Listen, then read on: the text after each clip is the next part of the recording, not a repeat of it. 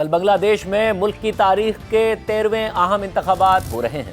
جو اگست 2024 کی طلبہ تحریک کے نتیجے میں طویل عرصے تک برسر اقتدار رہنے والی وزیر اعظم شیخ حسینہ واجد کی معزولی کے بعد ہونے والے پہلے اہم انتخابات ہیں۔ ان انتخابات کے دوران پارلیمنٹ کی 300 نشستوں کے لیے ووٹنگ ہوگی، البتہ ایک حلقے میں امیدوار کے انتقال کے باعث پولنگ معطل کر دی گئی ہے، جبکہ باقی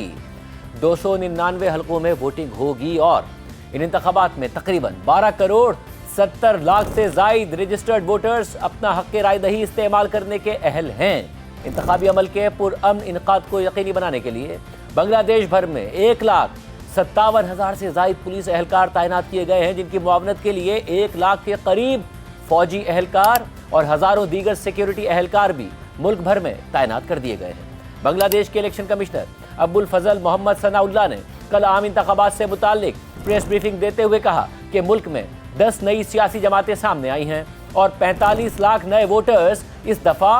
ووٹ دینے کے اہل ہیں اور کل 50 سیاسی جماعتیں میدان میں ہوں گی۔ انہوں نے مزید کہا کہ ہمارے ملک میں پارلیمانی انتخابات کے ساتھ ساتھ آئینی اور قانونی اصلاحات پر ریفرنڈم بھی ہو رہا ہے اور 299 حلقوں میں سے 90% سے زائد میں سیکیورٹی کیمرے نصب کر دیے گئے ہیں۔ بنگلہ دیش کے پارلیمانی انتخابات میں تقریباً 50 جماعتیں میدان میں ہیں، مگر موجودہ سیاسی صورتحال میں شیخ حسینہ واجد کی جماعت عوامی لیگ پر پابندی کے بعد الیکشن میں اصل مقابلہ اپوزیشن کی 2 بڑی قوتوں بنگلہ دیش نیشنلسٹ پارٹی یعنی BNP اور جماعت اسلامی کے درمیان متوقع ہے۔ اکثر اوپینین پولز میں BNP کو انتخابات میں سبقت حاصل ہے۔ BNP کی قیادت سابق وزیر اعظم خالدہ ضیاء کے بیٹے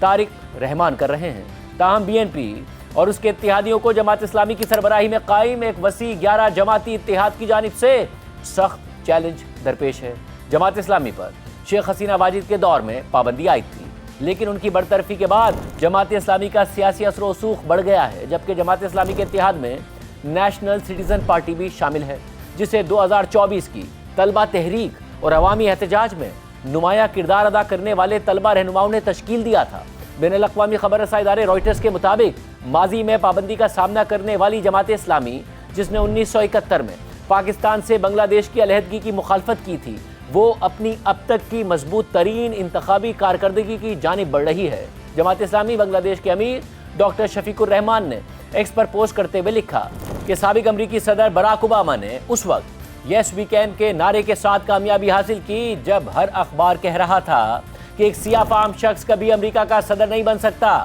شری لنکا اور نیپال میں اینٹی کرپشن تحریکوں نے تمام تر مشکلات کے باوجود بڑی جماعتوں کو شکست دی۔ نیو یارک میں زہران ممدانی نے عام ووٹرز کی حمایت سے کامیابی حاصل کی۔ جماعت اسلامی کے امیر نے مزید لکھا کہ صرف 1 سال پہلے میری جماعت کو غیر مؤثر قرار دیا جا رہا تھا اور پیش گوئی کی جا رہی تھی کہ ہم بمشکل چند نشستیں ہی جیت پائیں گے۔ آج ہماری جماعت اکثریت کے دہانے پر کھڑی ہے، یہ عوام کی مرضی ہے۔ جب عوام متحد ہو جائیں تو انہیں کوئی نہیں روک سکتا۔ میری جماعت نے دھوس